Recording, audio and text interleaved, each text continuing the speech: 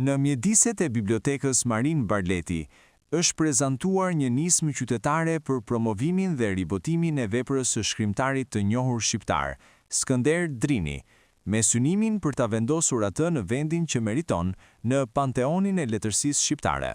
Nisma, e quajtur Miqtë e Skënder Drinit, synon ribotimin e disa prej romaneve më të rëndësishme të autorit, si dhe përkthimin e tyre në gjuhë të huaja, për të zgjeruar ndikimin e kësaj vepre përtej kufive shqiptar. Organizatorët bëjnë të ditur se projekti do të realizohet në bashkëpunim me shtëpi botuese dhe mbështetjen e komunitetit kulturor. Skënder Drini do të bëhet personifikim dhe sinonim i qytetit të Shkodrës. Dhe Shkodra do të njihet përmes emrit të Skënder Drinit. Pse e them këtë? Ai është një iskil i kohës. Ne nuk do ta njihnim antikitetin, jetën e asaj kohe, jetën sociale, politike, jetën në nivelet e larta aristokratike, me gjithë metodave dhe me gjithë marrëdhënieve të ndryshme. Nuk të njihim fare këto gjëra, po të mos ishte Eskili, sepse ai ishte kritizeri më i madh dhe përshkruesi më i saktë dhe më i vërtetë i atyre ngjarjeve të asaj kohe. Dhe nëse Parisi ka Balzacut, pse?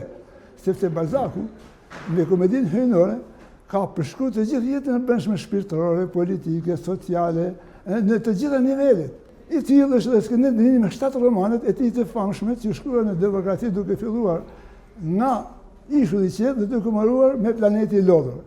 Ato paraqesin Shkodrën si një qytet-shtet i cili zhvillohet tamam si një qytet nga qytetet më të mëdha, si puna e Parisit. Po të është një paralele reale kjo paralele. Tani ne të gjeshëm ajo që ai nuk e ka marrë tamam si duhet ato merita që i takojnë për një vepër kaq të madhe, mendojmë që të organizohemi nga pikpamja sociale dhe të përhapim veprën e tij që të jetë aksesueshme në brezat e ardhshëm. Grupi organizator do t'i dorëzoj edhe një propozim Këshillit Bashkiak Shkodër, që një prej shkollave të qytetit të marrë emrin e shkrimtarit të ndjer, Skënder Drini. Propozoj që ta fusim në rendin e ditës një propozim që do t'i bënim Këshillit Bashkiak për vendosjen e emrit të një shkolle. Dhe besoj se do merret parasysh. Skënder Drini, i lindur në vitin 1935 në Voskopoj dhe i ndar nga jeta në vitin 2014, konsiderohet një nga figurat e rëndësishme të letërsisë shqiptare. Ai u dallua për një krijimtari me dimension universal, ku trajtohen tema të mëdha si liria, historia dhe padrejtësitë shoqërore.